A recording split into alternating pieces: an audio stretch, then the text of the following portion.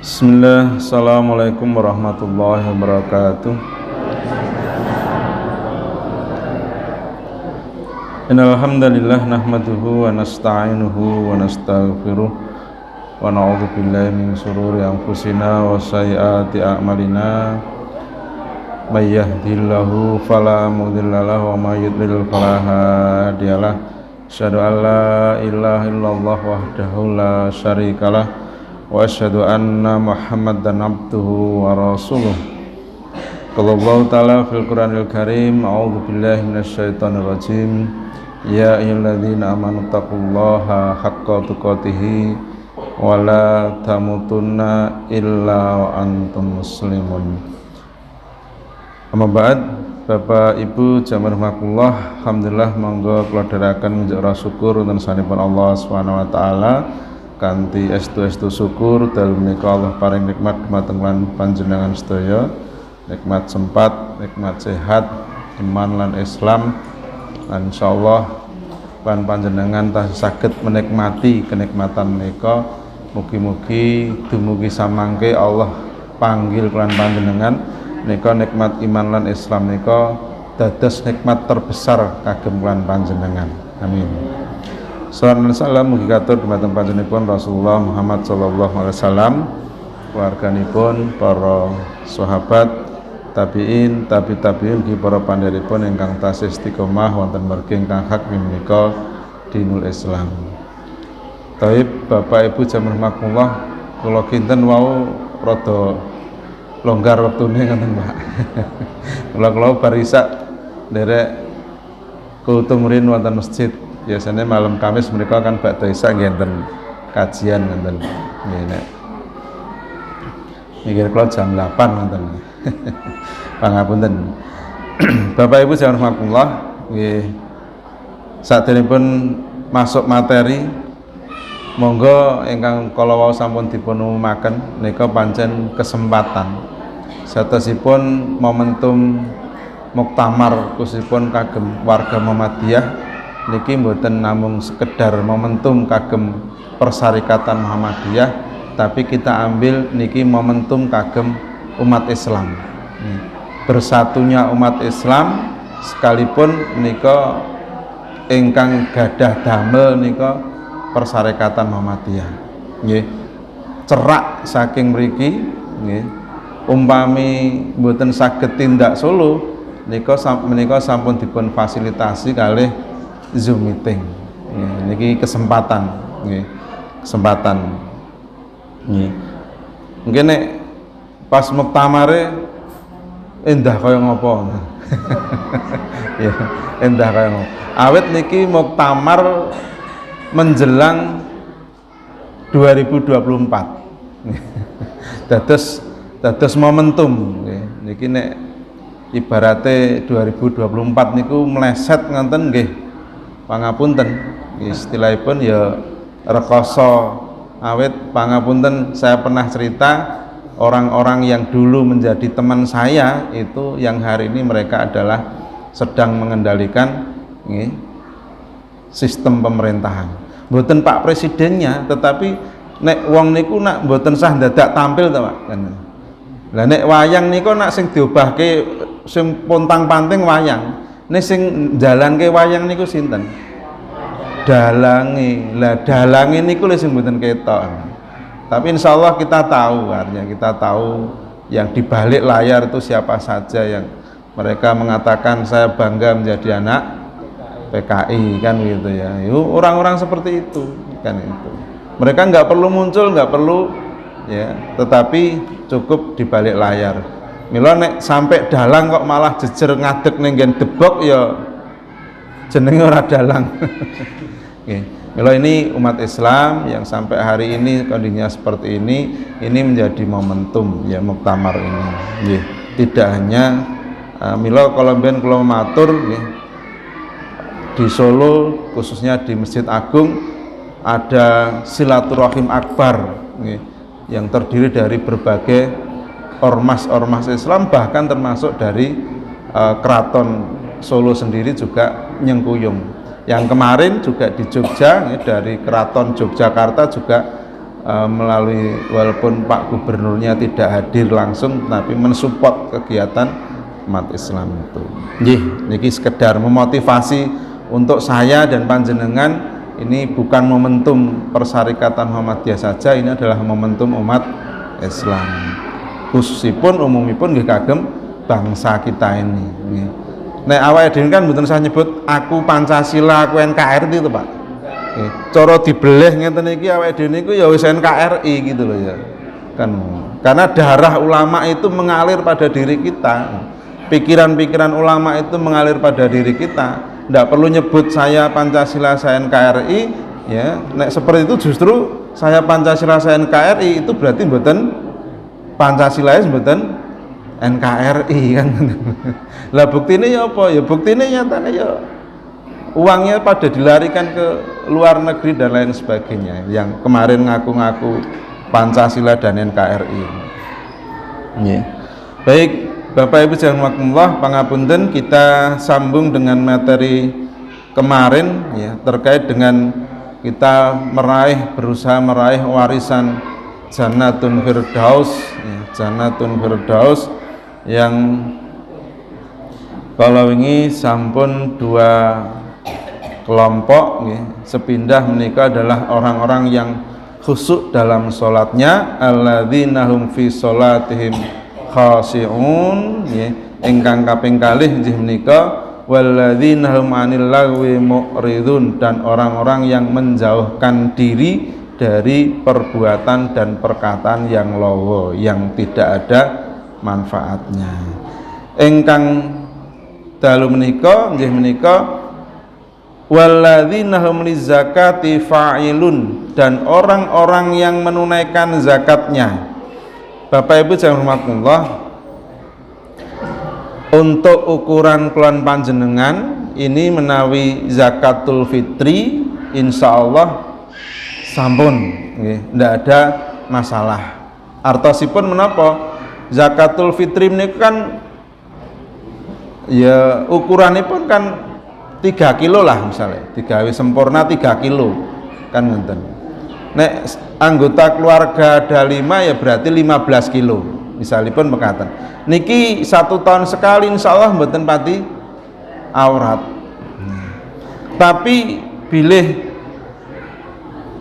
harta kita itu kita belanjakan selain untuk keluarga dan lain sebagainya, itu kan wonten infak, wonten sedekah, wonten zakat. Zakat wonten zakatul fitri, wonten zakatul mal.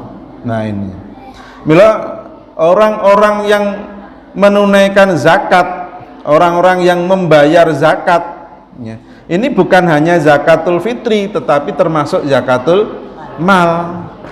Mila pangapunten zaman semanten Rasulullah SAW itu betul-betul memperhatikan ya, zakat ini ditarik, diambil dari umat Islam, yang kemudian beliau memiliki baitul mal, karena memang kalau zakat itu betul-betul diambil untuk dibuat kesejahteraan masyarakat, kesejahteraan umat, insya Allah Indonesia niku umpami umat Islam sadar zakat mal sejahtera Pak, mboten enten wong miskin insya Allah.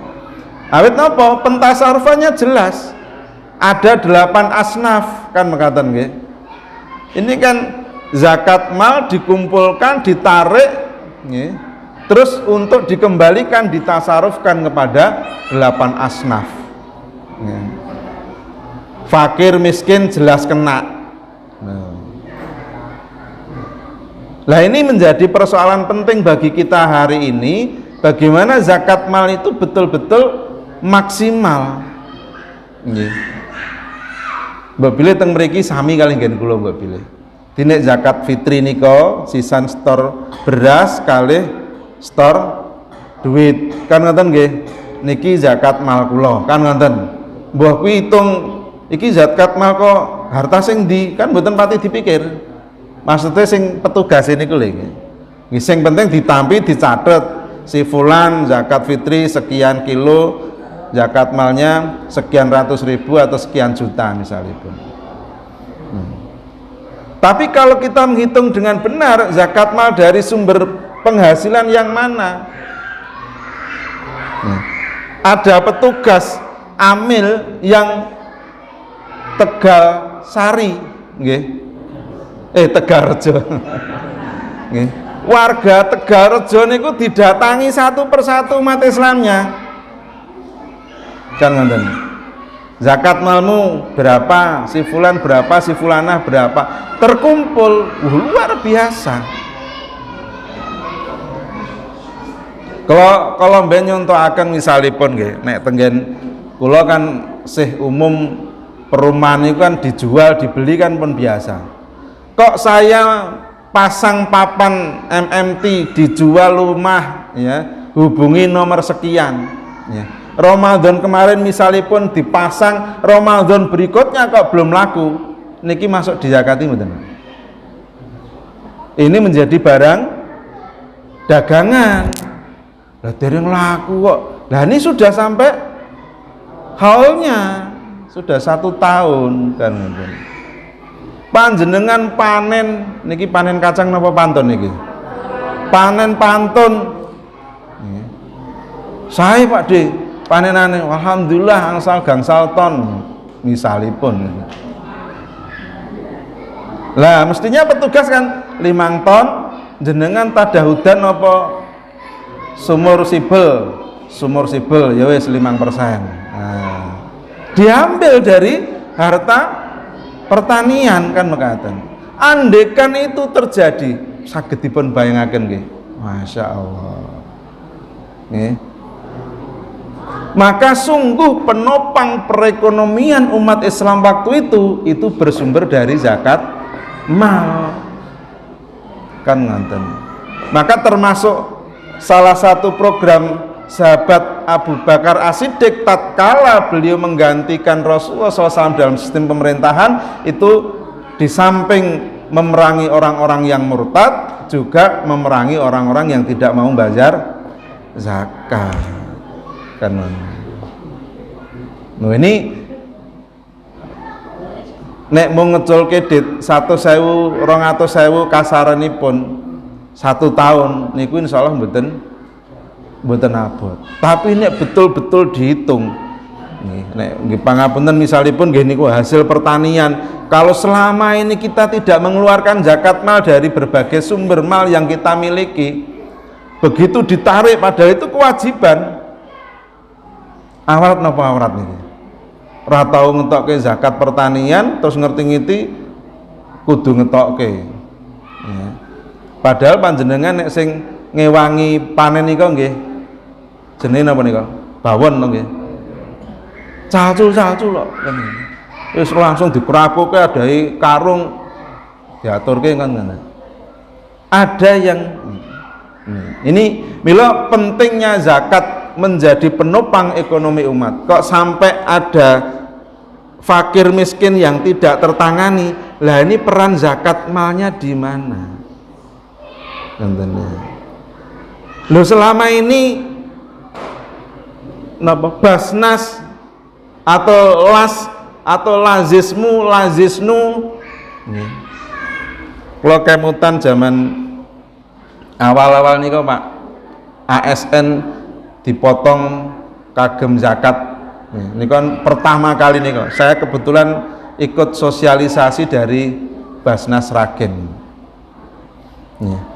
Kok sampai ada ya dalam laporan itu untuk saldo tahun yang kemarin ya.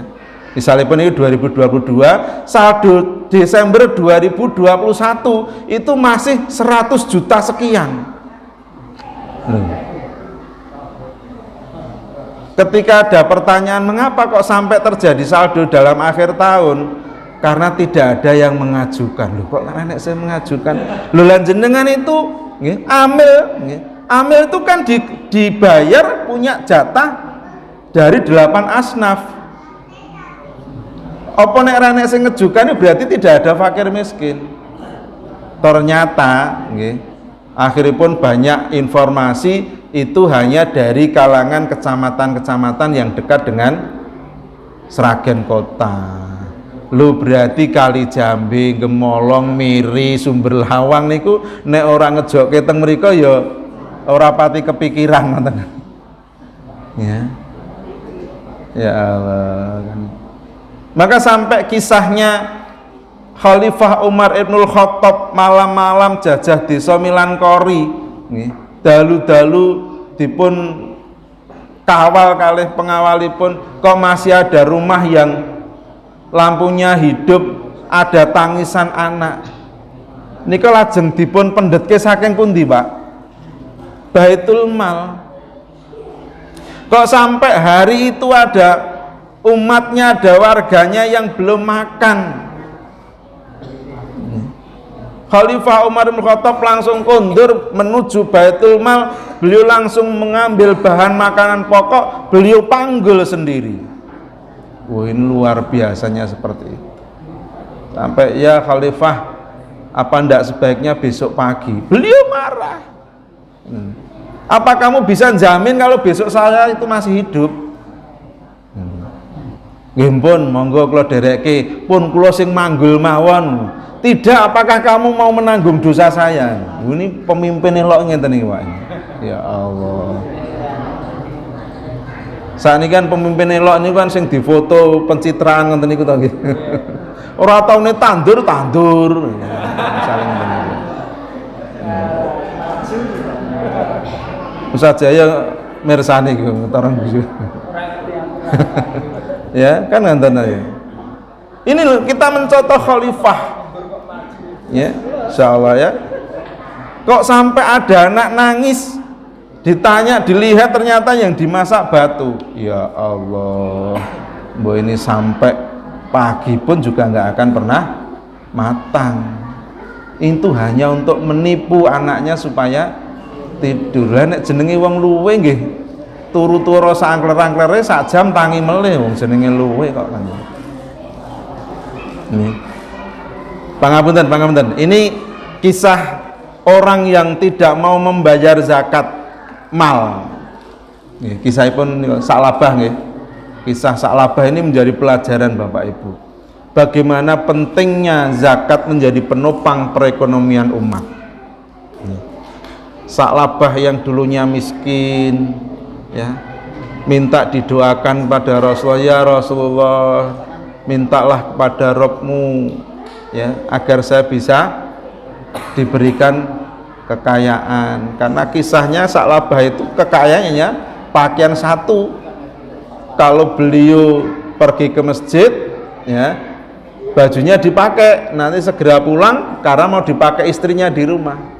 Sagedipun bayangkan kemiskinan waktu itu.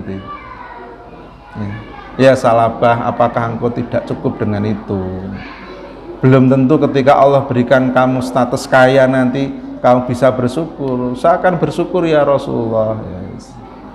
Ya akhirnya didoakan Rasulullah, dan betul ya, dari kambing satu menjadi kambing dua, terus beranak pinak menjadi banyak, menjadi peternakan kambing yang secara nisab sudah mencapai harus dikeluarkan zakatnya. Kalau kambing 40, ya, kalau sapi 100 diambil satu, dan seterusnya. Ya, tatkala Rasulullah SAW sudah tahu gelagat Sa'labah kok sudah mulai kerepotan, mulai tidak jamaah ke masjid, ya. Ini termasuk pelajaran kagem kulon panjenengan Bapak Ibu ini. Niku kok jamaah masjid niku enten sing mboten tindak niku teng pundi ditangletke. Nih, gegek gerah, sakit, so angin, ini ditanyakan. Mulai termasuk imam niku nek saderipun mulai sholat niku kan ngadep teng wingking ngenten iki kan dalam rangka nek zaman semanten Rasul kan ngabsen. Beliau tahu persis siapa yang sahabat itu yang enggak ke masjid. Kan ngenten. Di samping dalam rangka meluruskan soft. Si fulan kok nggak kelihatan, kemana? Ini Sa'labah yang kemudian tidak mau membayar zakat tatkala Rasulullah SAW mengutus sahabat untuk meminta atau mengambil zakat dari peternakan kambingnya itu, ternyata Sa'labah tidak mau membayarnya.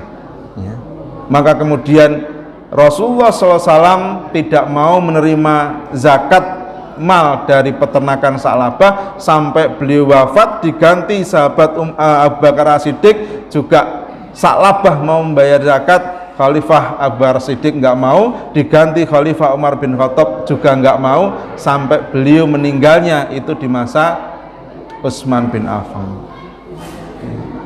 Zakatnya tidak diterima. Cobi misalipun kita hitung-hitung lah, hitung-hitung ya.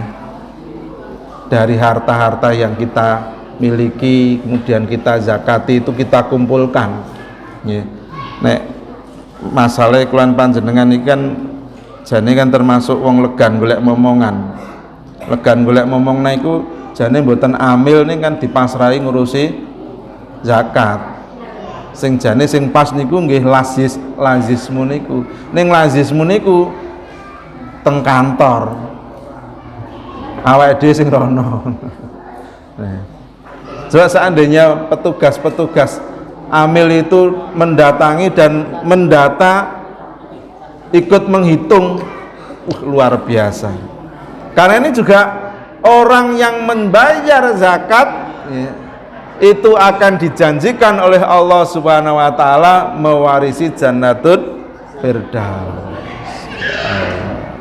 Nih.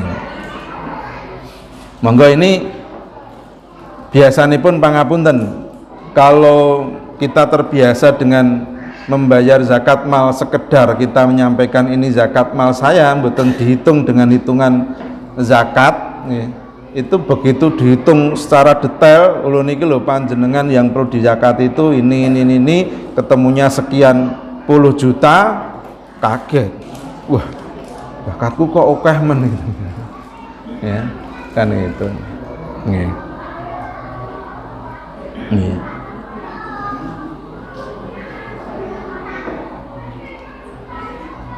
Ingkang salajengipun termasuk diantara golongan yang akan mewarisi surga Firdaus adalah walladzina hum li furujihim hafizun, dan orang-orang yang menjaga kemaluannya. Ini pangapunten Bapak Ibu yang hari ini terjadi, mudah-mudahan tidak terjadi dalam keluarga dan lingkungan kita dan komunitas kita, karena memang di luar sana itu justru yang hari ini itu dikampanyekan adalah bagaimana ya kehidupan seks bebas. Ya. Nauzubillah min dzalik. Ya. Kita sebagai contoh kecil saja masih berjalan. Nanti kalau matur ada teman ya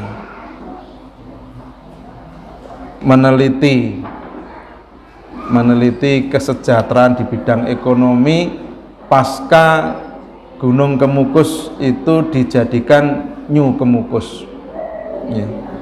Di beliau teman saya itu tinggal di sana 2 hari ya, untuk meneliti tingkat kesejahteraan ya para penghuni dan pelaku di Gunung Kemukus itu seperti apa. Ternyata beliau juga kaget karena ternyata bukan New Kemukus itu betul-betul bukan murni New Kemukus, karena praktek yang lama itu ternyata masih. Padahal itu sudah kita kampanyekan New Kemukus ya, sekarang sudah menjadi destinasi wisata keluarga. Kulo nggih bantah niku. Ya. Karena saya diskusi sama beliau, saya pengen mengadakan penelitian sekaligus pelatihan bagi pelaku di sana ya, karena sudah ditutup, tidak ada seperti itu ya. Terus beliau menjawab gini, apa wong di sana aja masih, wong saya sudah terjun di sana kok, saya tinggal 2 hari di sana, saya sudah interaksi dengan mereka, sudah interaksi langsung, dan sampai hari ini sana ditutup untuk penelitian. Mereka maksudnya nggak mau untuk jadikan objek penelitian. Nah ini kan berarti ya seperti itu sulit untuk diberantas. Padahal ini efeknya, imbasnya juga keluar. Kalau mben Bapak Ibu terjadi diskusi panjang ya, waktu napa menika Surabaya ini kan apa jenenge? Gang Doli. Ya, ketika wali kota Bu Risma itu menutup, itu kan terjadi diskusi panjang dari sudut pandang keilmuan masing-masing. Ya, kalau dari sudut pandang religius jelas itu betul ditutup karena itu haram kan itu ya, dosa besar gitu. Tapi dari sudut pandang sosiologi ya, sosiologi itu kan sosial, jadi mesake lho, nek ngono kuwi kan malah penghuninya kan kemana-mana, bahasanya malah gitu. Lebih baik di situ, jelas di situ, kalau orang yang memang masih persitu datangnya ke situ. Kalau ditutup itu malah menyebar kemana-mana. Ketone logis ngoten nggih. Ya, misalnya penghuninya wong 100 ditutup malah menyebar ning ndi. Sudut pandang sosiologis ini kelihatannya benar itu. Oh iya benar ya. Nek kemana-mana kan lebih baik ya ditaruh di situ aja. Ya. Yang ekonom sudut pandangnya dia itu nggak bisa berbuat apa-apa. Loh kalau dia nggak, kalau itu ditutup terus dia mau makan dari mana itu? Ya, karena nggak tahu rezeki itu datangnya dari Allah kan gitu, karena sudah terbiasa seperti itu. Nah Bapak Ibu jamaah Allah, terkait dengan menjaga ya, ya kemaluan ini, sungguh jangankan kok kita datang langsung, kalau kita membaca atau membaca tafsirnya ihdinas siratal mustaqim, ya Allah tunjukkanlah jalan yang lurus nih. Itu kita itu sekedar nengok untuk pengen jalan ke sana saja nggak boleh. Oh ini kok ada jalan ke kiri kemudian kita pengen tak nonton yang ke sini itu apa, itu nggak boleh. Allah punya jalan yang lurus, ya sudah itu ditempuh, tidak perlu melihat jane nek ke kanan itu kemana atau kan itu, nggak perlu. Ya. Karena kita sudah minta pada Allah ihdinas siratal mustaqim, ya Allah tunjukkanlah saya jalan-jalan yang lurus. Maka jangan sekali-kali ketika kita sudah minta ditunjukkan jalan yang lurus itu kita kemudian mencoba mencari jalan-jalan yang lainnya. Maka termasuk ya, ketika kita tidak masuk dalam dunia seperti itu, maka wala taqrabu zina, janganlah engkau dekati zina. Perintah larangan Allah Subhanahu wa taala untuk kita tidak mendekati ya, jangankan kok mendekati, kita punya keinginan saja sudah tidak boleh. Maksudnya mekaten ini ya. Jelas jalan Allah itu yang lurus, mengapa kita kok pengen yang cabang ya. Allah sudah melarang jangan mendekati, kok malah pengen ngerti kan. Nah ini jadi persoalan sendiri manakala ya kemaksiatan seperti ini itu diorganisir dengan profesional sehingga ini menjadi sesuatu yang tertata dengan rapi. Ini panjenengan napa menika membaca di media itu kan sampai ya betul-betul terorganisir gitu. Terorganisir, ada bosnya, ada marketingnya, ada bodyguardnya, ada dan lain sebagainya, karena mereka terorganisir. Maka kata sahabat Ali bin Abi Thalib ya, itu beliau mengatakan ya, kemaksiatan yang terorganisir itu akan mengalahkan kebaikan yang tidak terorganisir. Dene kebenaran itu tidak dikoordinasi dengan baik, mboten dikoordinasi dengan baik, itu akan kalah dengan kemaksiatan, keburukan yang diorganisir dengan baik. Wala taqrabu zina, dan janganlah kamu mendekati zina. Mendekati itu sudah dilarang ya, maka jangan sekali-kali punya keinginan. Pangapunten, ini kejadian seperti ini tidak hanya menimpa ya orang-orang yang awam terhadap agama. Jadi orang-orang yang paham agama pun juga terkena, karena ini memang fitnah. Pangapunten nggih Bu, bahwa wanita itu adalah fitnah. Wanita itu fitnah. Mengapa kau fitnah? Iya, karena memang ya, daya tarik wanita itu di mata laki-laki itu ya, berbeda dengan yang lainnya. Ya.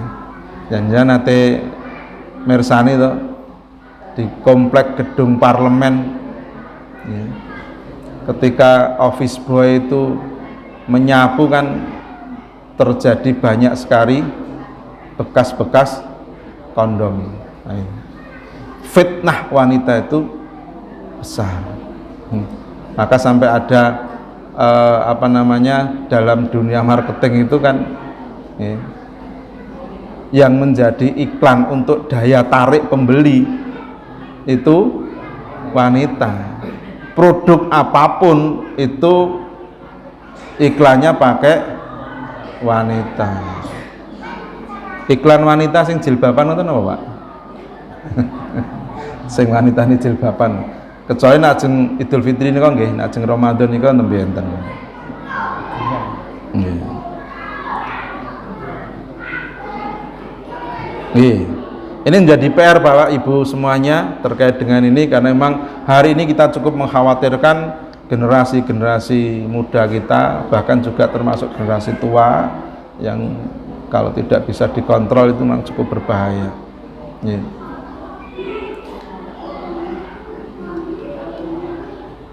Ingkang salajengipun orang yang akan mewarisi Jannatun Firdaus adalah ya, ini yang ayat yang ke-8, walladzina hum li amanatihim wa ahdihim ra'un, dan orang-orang yang memelihara amanat-amanat yang dipikulkan dan janjinya. Ya. Bapak Ibu rahmatullah, amanat itu macam-macam. Ada amanat kepemimpinan sebuah negara, tetapi ada amanat masing-masing pribadi kita sebagai umat Islam.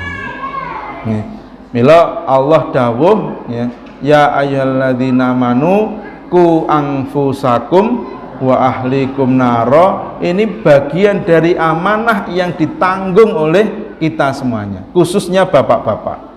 Kan ini. Ada amanah pribadi, ada amanah anggota keluarga, ada amanah umat. Bahwa umat itu juga menjadi amanah. Ada amanah kepemerintahan, kan gitu. Ada amanah harta, kan gitu. Nah ini sungguh kita akan dimintai pertanggungjawaban. Ketika Allah Subhanahu wa taala ya ayyuhalladzina amanu qu anfusakum, ini kan amanah untuk pribadi kita. Siapa yang kita pimpin mulai dari ujung rambut sampai ujung kaki, ini adalah amanah dari Allah yang harus kita pikul, yang harus kita pertanggungjawabkan. Mulai dari ujung rambut sampai ujung kaki itu adalah untuk apa, kan kita pakai untuk apa, kemana dan sebagainya. Ini amanah pribadi agar kita menyelamatkan pribadi kita. Nih. Mata kita pakai untuk apa, telinga kita pakai untuk apa, lisan kita pakai untuk bicara apa, tangan kita ya, untuk apa, untuk membantu atau justru untuk mengambil milik orang, kan gitu. Semua badan kita nanti akan, bukan lisan lagi yang berbicara nanti, tetapi justru semua anggota badan kita nanti akan bersaksi. Tangan akan berbicara, ya Allah, saya dulu dipakai untuk membuka lembar demi lembar mushaf Al-Quran. Ya Allah, mata ini dulu dipakai untuk membaca ayat-ayatmu. Ya Allah, telinga ini digunakan untuk mendengarkan tausiah. Ini kan luar biasa. Ini amanah ya. Wa ahlikum naro, dan keluargamu, ada istri, ada anak-anak ya. Kalau lebih luas lagi ya ada orang tua, ada saudara ya. Sampai-sampai ada orang mekaten ini mungkin pernah saya sampaikan juga. Ada seorang ibu-ibu yang ya, karena dia lama tidak pulang, kemudian sukses dari sisi perekonomian, nah dari sisi harta dia sukses, kemudian dia merasa saudaranya itu menjadi benalu, karena dikit-dikit minta tolong, dikit-dikit minta dan sebagainya itu, sampai terucap kata-kata ya, wis ora arep bantu dulur-dulurku mung apa jenenge niku memanfaatkan saya. Padahal ya, tatkala kita punya harta itu kan orang yang pertama kali ya dalam surah Al-Baqarah itu kan kepada siapa harta ini ditasarufkan, kan kepada orang tuamu, kepada kaum kerabatmu ya, kepada anak yatim, pada musafir ya. Lah kepada kaum kerabat ini kan kok sampai di antara anggota keluarga kita itu ada yang kelaparan, nggak bisa makan dan sebagainya, sementara justru dia lebih banyak untuk memfasilitasi orang di luar sana, maka ini juga nanti perlu dipertanggungjawabkan. Nah berarti kan wa ahlikum naro, berarti kan termasuk keluarga itu bagaimana kita ajak untuk peduli dengan anggota keluarga yang lain. Amanah, ini amanah pribadi, amanah harta misalnya pun ya. Amanah harta Allah Subhanahu wa Ta'ala berikan kita harta ini sungguhnya bukan semuanya untuk kita, tetapi ada hak orang lain yang harus kita tunaikan ya. Minimal pakai tadi infak, sedekah ataupun zakat ya. Belum ada sejarahnya orang yang bersedekah, belum ada sejarahnya orang yang berinfak membayar zakat itu kemudian jatuh miskin. Nah, ini amanah harta. Dan amanah harta itu bukan sekedar bagaimana kita infak sedekah, tetapi bagaimana kita itu memanfaatkan harta kita itu fi sabilillah. Fi sabilillah. Fi sabilillah itu bukan hanya untuk berperang saja, tetapi bagaimana terkait dengan amanah harta dan keluarga itu, termasuk bagaimana memfasilitasi anak-anak itu di dalam tumbuh kembangnya dalam Islam. Anak harus mendapatkan asupan gizi yang namanya syariat Islam. Anak harus mendapatkan gizi bagaimana membaca Al-Quran. Maka pangapunten zaman dahulu ketika ada seorang bapak ya matur pada Khalifah Umar bin Khattab terkait dengan perilaku anaknya ya, kedurakan anaknya, ternyata manakala anaknya dipanggil ya, itu ternyata si bapak ini yang tidak amanah terhadap anaknya. Dia tidak memberikan pelajaran agama, tidak mengajari Al-Quran, tidak memberikan ibu yang baik, juga tidak memberi nama yang baik. Nah Bapak Ibu jangan rahimakumullah, anak ini kan termasuk amanah yang terkadang kita ini terhadap anak itu menganggap bahwa seolah-olah anak itu adalah rezeki. Iya itu rezeki, tetapi sungguh itu amanah yang berat kan.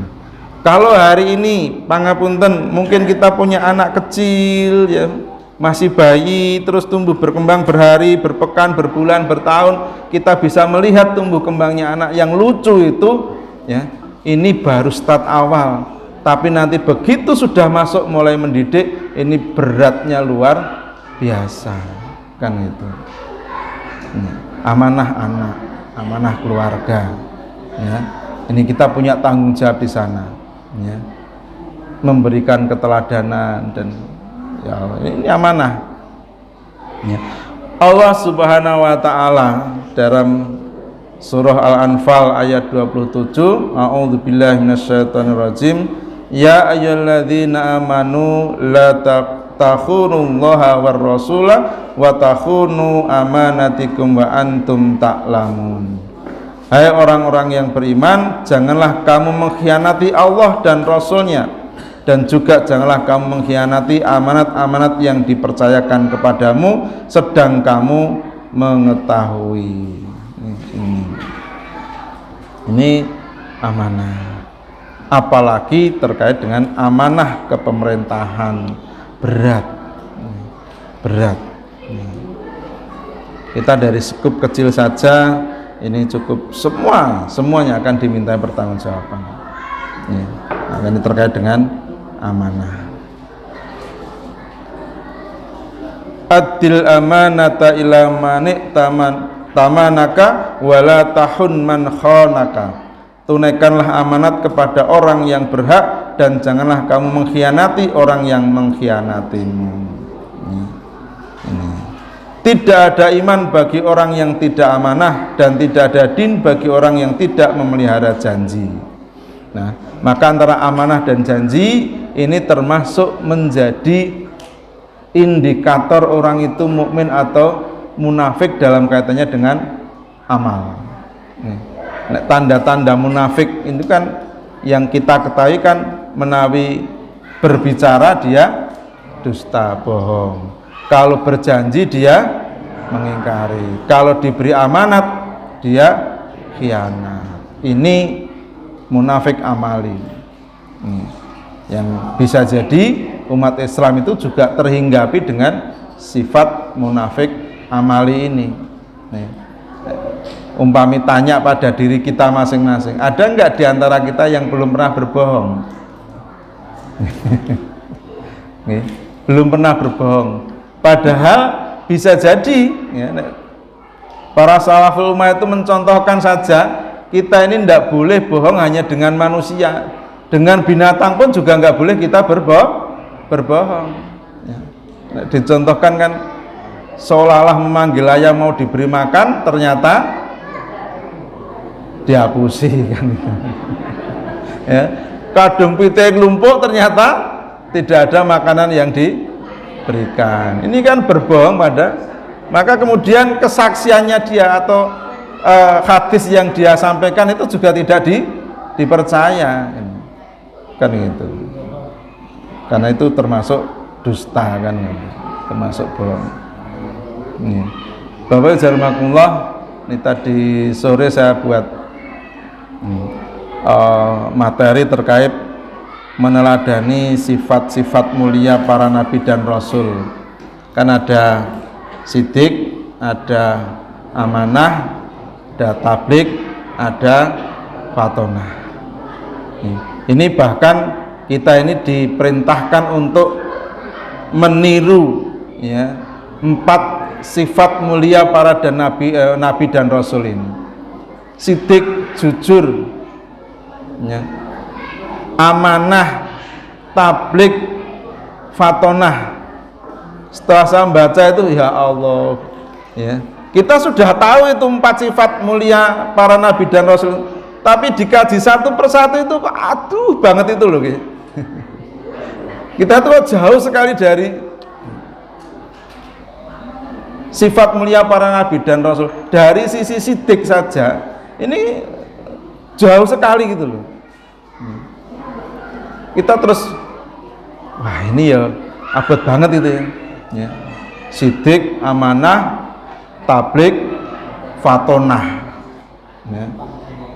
4 sifat mulia para nabi dan rasul, bahkan para ulama menyebut ini sifat wajib para nabi dan rasul yang harus ditiru oleh umat gitu.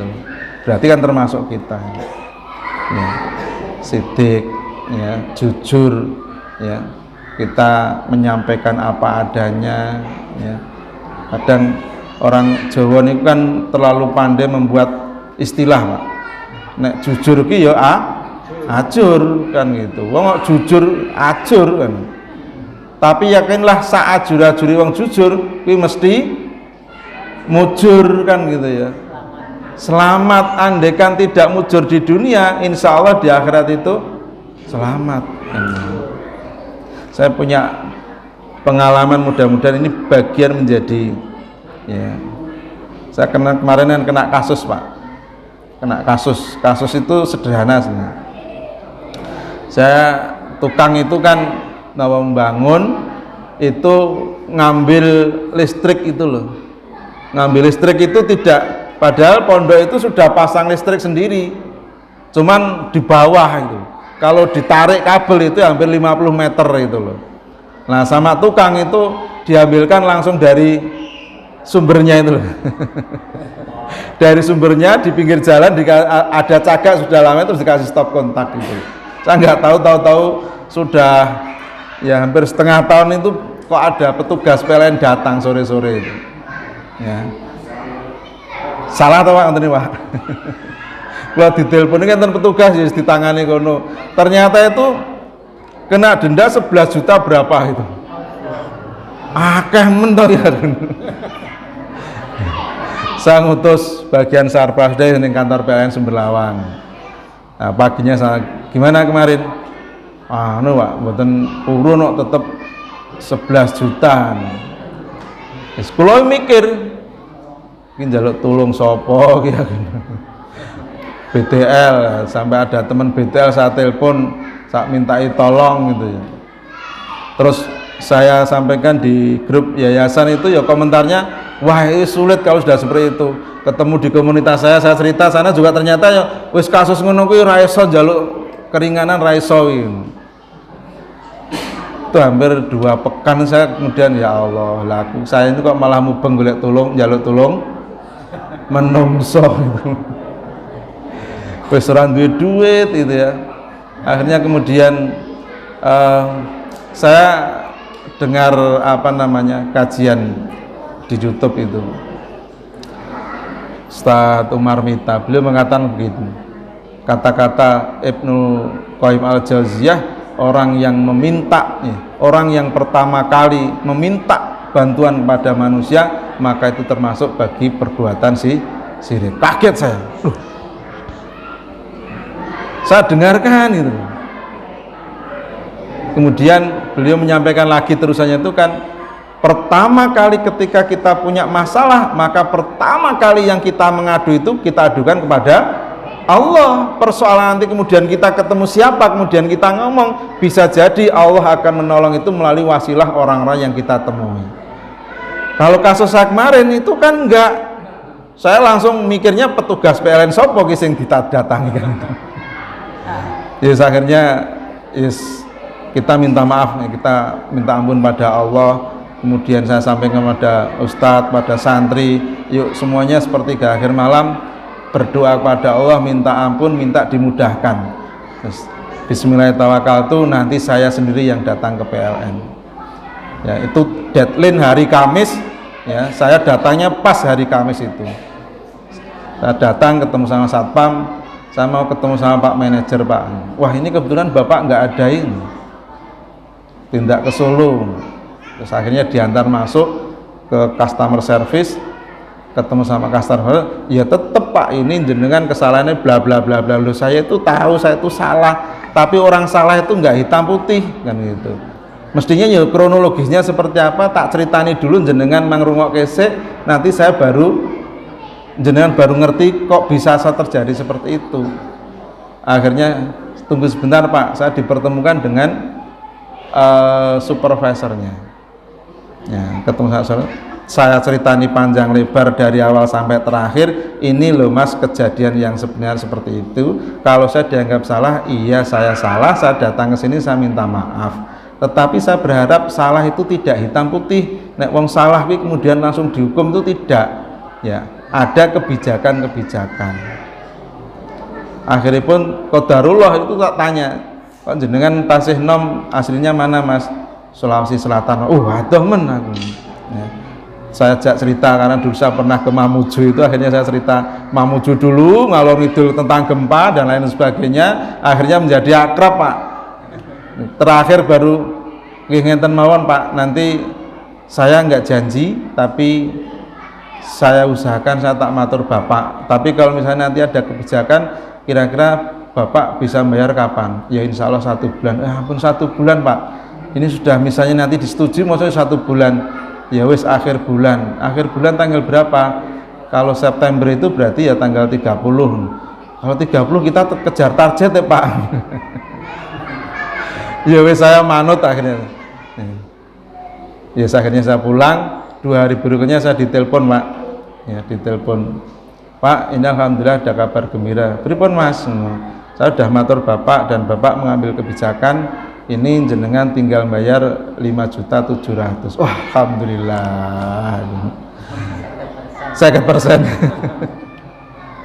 50% akhirnya ya bingung golek duit 5 juta ya kok ngendi ya.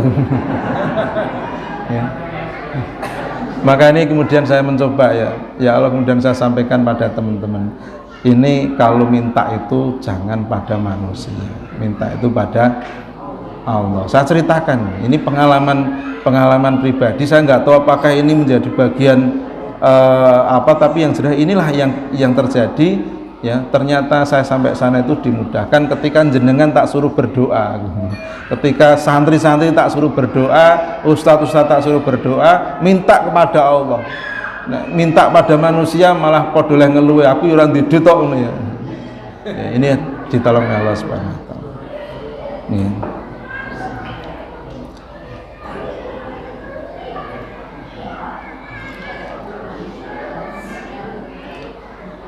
Terakhir Bapak Ibu jaman rahmatullah, nggih menika walladzina hum ala sholatihim yuhafizun, orang-orang yang menjaga sholatnya.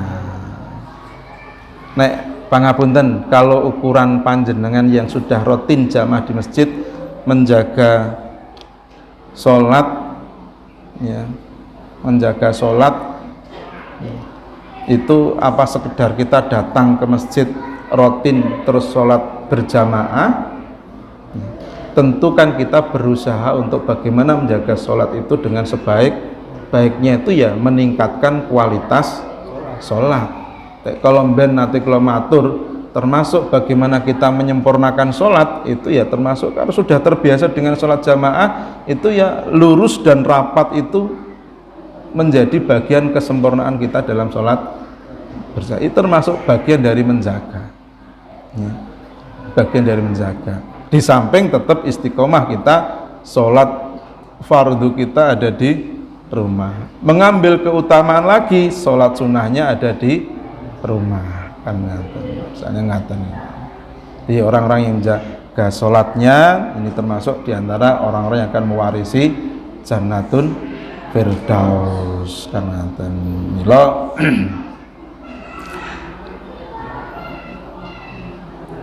orang-orang yang akan mewarisi surga Firdaus yang letaknya berada di atas sendiri, di tingkat yang paling atas, yang di atasnya ada arsy-Nya Ar-Rahman, itu syaratnya memang tidak ringan. Tetapi selama Allah masih memberikan kesempatan kita, maka berusaha itu adalah menjadi kewajiban kita. Persoalan hasil nanti serahkan pada Allah Subhanahu wa taala. Bapak Ibu rahmatullah, mbok pilih mekaten ingkang saged kula aturaken. Astagfirullahaladzim, subhanallah wa bihamdika, asyhadu an la ilaha illa anta, astaghfiruka wa atubu ilaik.